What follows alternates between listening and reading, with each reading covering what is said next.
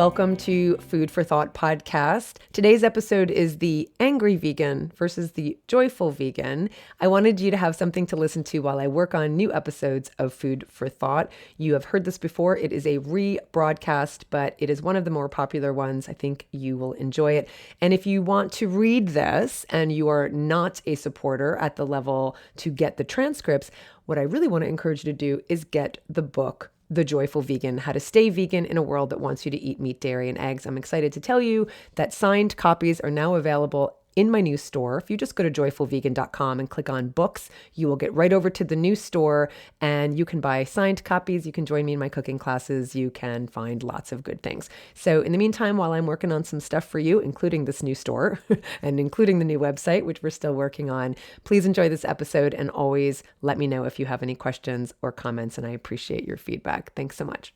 Before we begin, my name is Colleen Patrick-Goudreau. You can find me at joyfulvegan.com, which is probably a spoiler that I'm a joyful vegan. And on social media, you can find my books wherever books are sold, and you can join me in my online cooking classes. This podcast is possible because of you, because of the support of listeners like you. So thank you for subscribing. Thank you for listening. And thank you for supporting this Food for Thought podcast in its 15th year. You can join other supporters by going to patreon.com/Colleen Patrick-Goudreau. This is certainly not the first time, nor will it be the last time that I am talking about anger. I talk about it in The Joyful Vegan. The Angry Vegan is one of the chapters. And in fact, a lot of what you're going to hear today is excerpted from that book. I am so grateful that The Joyful Vegan has helped so many people see themselves reflected in that text. You can get yourself a copy wherever books are sold. It's available as a paperback, as an ebook, and as an audiobook. And I just want to encourage you to get the book wherever you are on your journey. I was in a live interview yesterday, and one of the questions was, is this a book for someone who's already vegan? And I think the problem is that the subtitle of the book, which I didn't really consider before, but because I have reflected a lot on why the sales are very low, I think possibly because vegans who see the subtitle that says How to Stay Vegan in a World That Wants You to Eat Meat, Dairy, and Eggs assume that I'm talking about staying vegan only. If you see that subtitle and you think, well, I'm never going to not be vegan, there's no risk of me not being vegan still, then I don't have to read that book. But it's not just about that. It's about how to stay a joyful vegan. It's how to cope as a vegan in a non-vegan world. And so I really encourage you to check it out because it is for you, whether you are a new vegan, a veteran vegan, because not only will you see yourself reflected back in these stories, in the, in just the content itself, you will also be able to better understand why people do struggle staying vegan and why people stop being vegan. So it's for you, and it's for you to also understand more. I have heard from thousands and thousands of vegans over the many years I've been doing this work, and I noticed all these common threads. This is why I wrote The Joyful Vegan. And many of you heard this in the series I did for Food for Thought podcast before I wrote the book. It was the inspiration for the book. I identified these common threads, and one of the most common when I hear from vegans, whether they make the change for ethical reasons or for health reasons, but mostly for ethical reasons, is the experience of anger, experiencing sorrow, experiencing grief, disenchantment, and despair.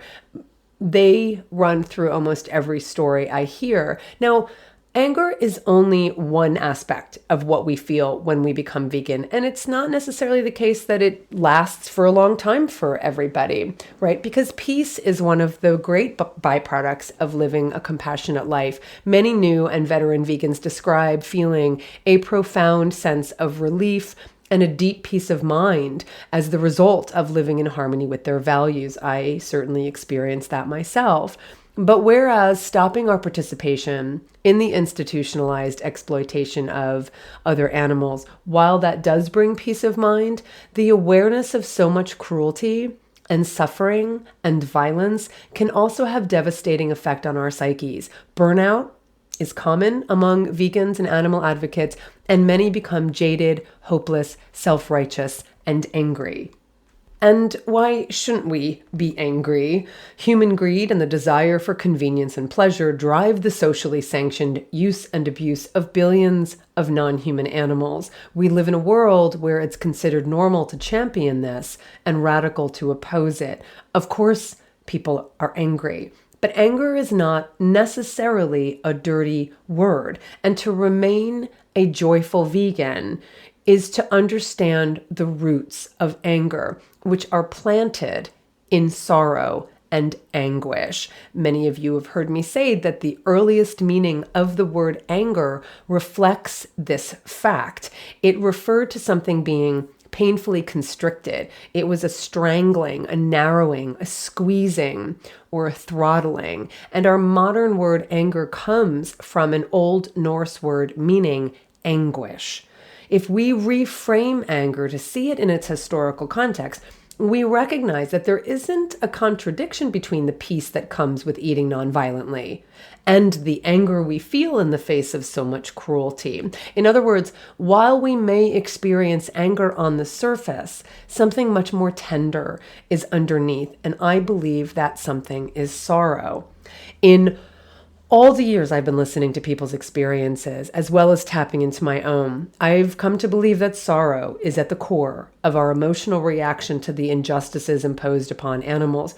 But anger is just easier to manifest. It's familiar. It's recognizable. It's culturally supported. Anger has a gravitas. Sorrow and sadness are interpreted as weak and ineffectual. Some people, especially men, in our culture, may even feel ashamed to show sadness at all, since vulnerability implies frailty in a culture that values masculine traits of strength and anger. I hear from both men and women, though, who tell me that they don't know how to talk about animal issues without demonstrating sadness, without crying, as if showing such emotions would negate or undermine the seriousness of their message and beliefs.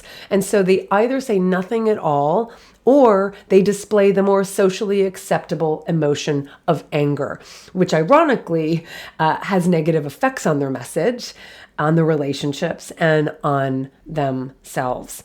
Anger is a natural human emotion. I don't want to make it sound like it's not.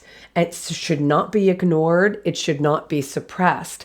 But depending on its frequency, its duration, and its intensity, anger can be detrimental to our mental and emotional and physical health. And in The Joyful Vegan, I talk about what some of these ill effects are. Self-compassion should be reason enough to be wary of chronic anger, but many vegans and many animal advocates cling to it as fuel. A popular axiom circulating in many social justice-oriented circles, not just among vegans, says that if you're not outraged, you're not paying attention. Moral indignation becomes a measure of how much we care. If we're not cynical about the past and pessimistic about the future, then we're apathetic or delusional or willfully ignoring injustice and violence. The world becomes a zero-sum game of offenders and defenders, of victims and warriors, of sinners and saints. The entire human population then becomes an enemy to defeat, a scourge to distinguish. And you hear this language, just follow some people's social media channels. So operating within this framework, it's no surprise then that well-intentioned advocates tell themselves that to let go of anger implies that they're choosing inertia and inaction. Letting go of anger becomes tantamount to betraying the animals who desperately need our intervention. The anger, though, that would be a means for change becomes the end in itself. And being an angry vegan becomes a point of pride, a mark of identity, characterized by misanthropy and disgust. what may have been someone's primary motivating force for change, that anger may have been the primary motivating force for change, their own personal change as well as the change they want to bring about in the world, becomes the destination. And as a result, many become addicted to outrage and mistake it for activism. The problems with this are manifold. Not only does sustained anger not feel good, it's also not effective or productive. People are always looking for ways to dismiss vegans as radical and animal advocates as crazy, and nothing gives them more opportunity to do so than the presence of the angry vegan. People just don't respond well to anger and outrage, which tend to manifest themselves as self-righteousness, martyrdom, indignation, and judgment, all of which turn people off or make them defensive. Not only is prolonged outrage ruinous on one's state of being, it's simply not sustainable, which is why there's evidence that the angriest activists are the first ones to burn out. Our anger may be justified, and indignation may make us feel good and feel virtuous, but neither changes hearts, neither changes minds, neither even changes laws on behalf of animals or anything else we care about. Fortunately, it's not a zero-sum game. We can be passionate and powerful and productive without being misanthropic or self-destructive. We can be acutely aware and actively engaged and happier and more effective as a result. We can decide at any given moment whether we want to be an angry vegan or a joyful vegan. The choice is ours. One of the ways that manifests itself is seeing the subtle differences between something like the difference between inspiring or agitating, the difference between guiding and goading, right? The difference between leading and reacting. So these are just a few examples of the subtle ways we can direct our passion without losing our purpose. Now, I want to make it clear, like, joyful vegans aren't perfect. This isn't like, you're a happy Pollyanna and nothing's ever wrong with this world and I don't even see anything that's wrong with this world, versus, oh my God, the world is awful and we have to change it, right? So that's a dichotomy that's a false one. People who are angry are not constantly just, throttling someone, and people who are joyful are not just a Pollyanna. There's somewhere in between, and there's a whole spectrum. And I think we all move on that spectrum all the time. But the choice I'm encouraging us to all make is really, what is our identity and how do we want to lead in the world? What is the primary characteristic we want to lead with in the world? So joyful vegans are not saints. They don't think they're better than anybody else. They just know they're better than they were before they became vegan, right? So I'm saying they, but people like me who consider themselves a joyful vegan, I see veganism as a manifestation of my highest values rather than an end in itself. And I aspire to act from integrity and compassion behind closed doors and in public, online and in person, with vegans and with non-vegans. I have no less determination to end violence against animals than the angry vegan. But the difference is, I always say, the joyful vegan is more willing to find resolution than she is eager to be right. She's more interested in solving the problem than she is determined to claim the moral high ground. That's the distinction. I can look back at a time when I can definitely say I dwelled more in anger than in joy, but that has not been the case for me for decades. And that is a choice I made because of the hope I choose to dwell on. I could not do this work. I could not legitimately call myself a joyful vegan if I did not have hope. Or rather, if I did not choose to dwell in hope. And that's the difference. I'm joyful because I choose to be. I'm also active, engaged, and aware. You can be all of these things without being perpetually angry. I can be angry without identifying as an angry vegan. I can be angry without identifying with my own anger. And that's the difference with negative emotions like despair and outrage. It's not that we don't ever have them. Of course we will. We're human. It's that we're willing to let go of them. We're willing for them to not sustain us. We're willing for them to not define who we are. That's the difference. There are plenty of reasons to be angry at the injustices in this world. There always will be, but there are plenty of reasons to be hopeful because of the progress in this world as well. We can decide at any given moment which one we want to focus on, and I choose the latter. I have hope because I choose to. Now, I include what I'm about to say in the Joyful Vegan. It's a table I included in the Joyful Vegan, and I want to see if it resonates with you. It's more of that subtle difference that I mentioned before between agitating and inspiring, for instance. And I laid it out this way so that you could really gauge your own progress and you can really see for yourself, what does it look like to have characteristics of a joyful vegan and characteristics of an angry vegan. It's not that we're not going to have them. It's how do we want them to define us or not. So the angry vegan condemns, the joyful vegan supports. The angry vegan judges. The joyful vegan analyzes. The angry vegan rants. The joyful vegan informs. The angry vegan raves. The joyful vegan articulates. The angry vegan criticizes. The joyful vegan discerns. The angry vegan demands. The joyful vegan entreats. The angry vegan shouts. The joyful vegan communicates. The angry vegan vilifies. The joyful vegan commends. The angry vegan antagonizes. The joyful vegan attracts. The angry vegan reacts. The joyful vegan leads. The angry vegan silences. The joyful vegan listens. The angry vegan provides shock. The joyful vegan provokes thought. The angry vegan polices language. The joyful vegan masters language. The angry vegan enrages the public. The joyful vegan engages the public.